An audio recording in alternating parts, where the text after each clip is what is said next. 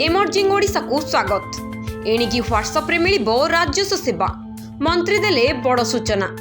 आ बारंबार दौड़ाकू पड़िबो नाही तहसील ऑफिस। तेबे राजस्व मंत्री सुरेश पुजारी एक बड़ सूचना देइछंती। मंत्री कहिसंती जे एणिकी व्हाट्सएप रे राजस्व सेवा मिलिबो। राजस्व विभाग पक्षरु 24 घंटिया सेवा जोगाई दिया जिवो। जमी जमा बाबद रे समस्त अभियोग और आवेदन ग्रहण मध्य कराजिवो।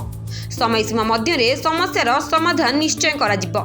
दुर्नीति बंद सह बारंबार तहसील ऑफिस को दौड़ाकू आउ पड़िबनी।